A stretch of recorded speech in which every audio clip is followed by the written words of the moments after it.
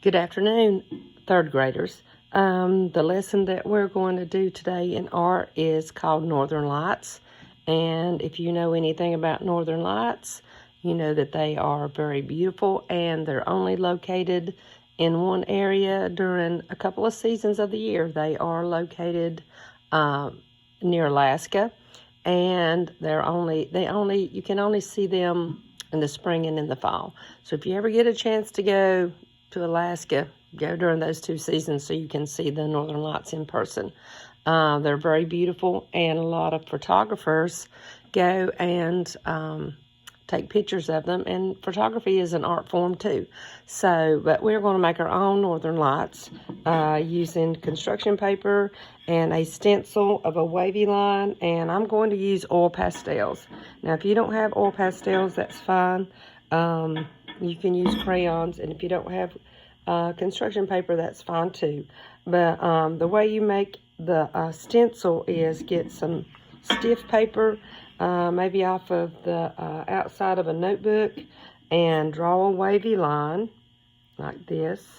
And that's going to be what's going to help you to make your Northern Lights. And I call this my Northern Lights stencil. Plus, it also makes a mountain ridge. So that's how we're going to do that. I've used these for many years, and I like to keep them because of all the oil pastels that are on the edge here. It helps add some color to your artwork. So what we will be doing, your artwork is going to be mostly the sky, or the emphasis is going to be the sky, but we will have a landscape down low. So we want to emphasize the sky and have a small landscape below. And so my paper will be vertical, but I'm going to work on my Northern Lights horizontal because, well, I'm right-handed, so I will be drawing the lines going towards the right. If you're left-handed, of course, you can do it the other way. You can flip it around the other way. And if you can't do that, you can always go up. So what you'll be doing, the motion that you'll be doing using with your hands, using your Northern Lights colors that you choose. I choose light colors. I use the brown. I'm going to do the landscape.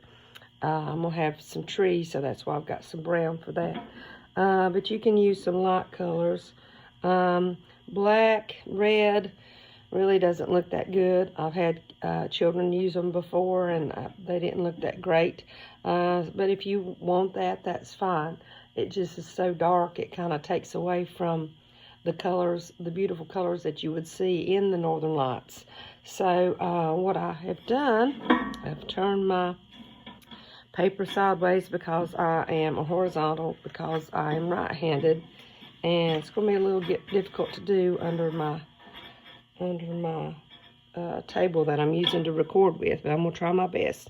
So what you've got to do is put your stencil on your construction paper or regular paper, and you're going to be, it's like you're checking. If you've ever seen a teacher checking something like a spelling test, and they'll go check, check, check. That's kind of what we're doing. We're not taking our oil pastels or crayons and going marking back and forth. We're checking. So it's like you're flicking it like that. So I'm going to start with white, and all you're doing is drawing lines. That's all you're doing. Keep them close together, and you go one direction, and you'll actually hear the clicking of the noise of the oil pastel hitting the paper. So it's like you're checking. And come down from the top of your paper about 3 fingers. That's a good distance to start. So I'm going to try to do this without hitting the table that I'm recording with. I'm going to have my lines going the direction of diagonal, but you can go straight up, but I'm going to go diagonal. I think that'll work good for where my table's sitting. So, and you get a little bit on the table. That's okay. You can wipe that off later.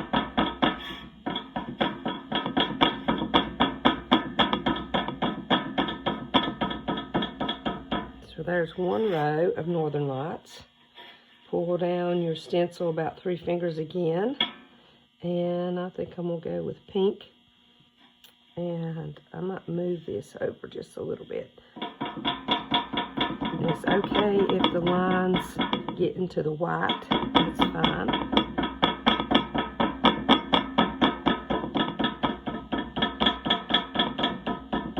There's row number 2. So let's go, I think I'll use some blue this time. Oops. I hit the table, I knew I was going to.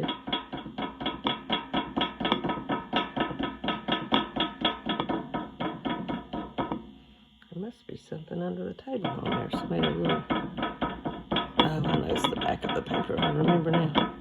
I'm using some scrap paper. There was a magic carpet collage on the back of that. If you had me in kindergarten, you might remember those. All right, I'm more than halfway. I'm gonna go ahead and draw some purple here. And you can change the directions of your lines. You can go straight up. You can go diagonal, and diagonal to the left and to the right. Okay, so there are my northern lights. I will turn my paper up vertical because that's the way I'm going to display it. Remember, come more than halfway down because you want to focus on the sky and the landscape is down below. So this little edge here looks like the top of the ridge of a mountain. So take your stencil. On the other side is a straight edge. Pull it down below this empty space where the wavy line showed up. And I'm using dark green. This will be where your mountain comes to the edge of your field. And if you want a snowy mountain, you may color it white, but keep your lines flowing with the flow of the mountain. That's horizontal. Now, if you want a green mountain or a blue mountain, that's fine. You might want a mountain with just snow caps on the top. So your mountain was already part of your stencil, so you didn't have to worry about that. So there's my mountain. There's where the mountain meets the field. And below, I'm going to have a grassy meadow, or I could have a snowy meadow. It's up to you. Oops.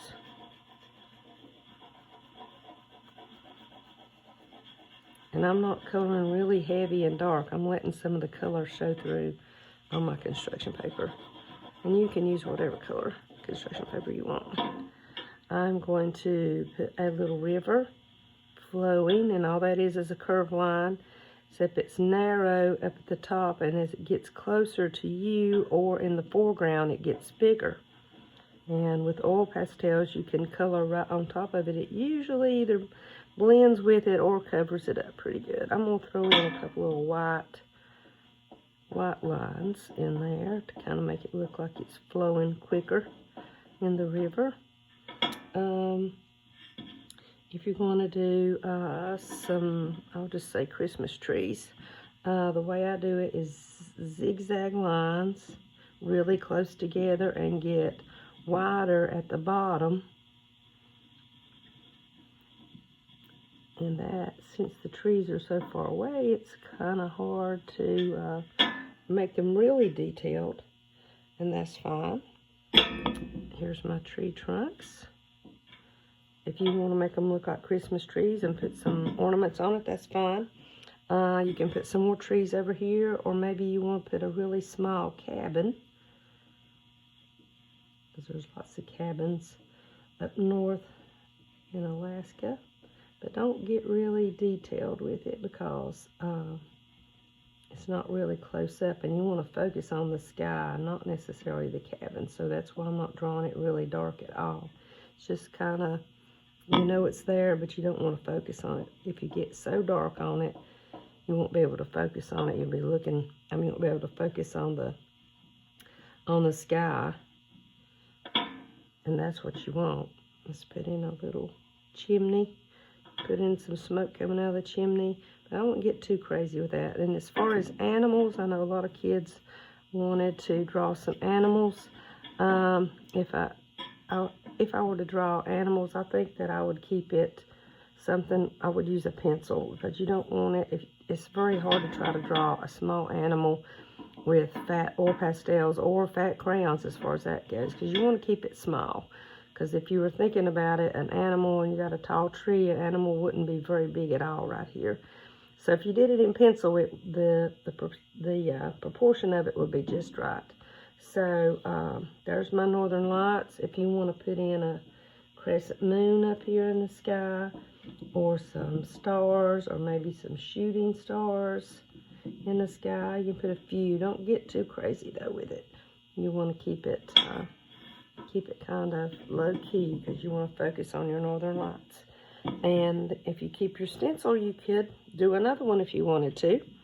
It's kind of fun, and I hope you enjoyed that lesson and learned a little bit about the northern lights. If you want to know how they are, how they're made, how they appear, it has to do with magnetism in the sky, and it has to do with some gases that are in the sky and the sunlight. So all those things come together. So there's a little bit of science involved. So if you ever want to learn about how northern lights are made, I know those three things have to be present for them to happen. And get your little science in there today with your art.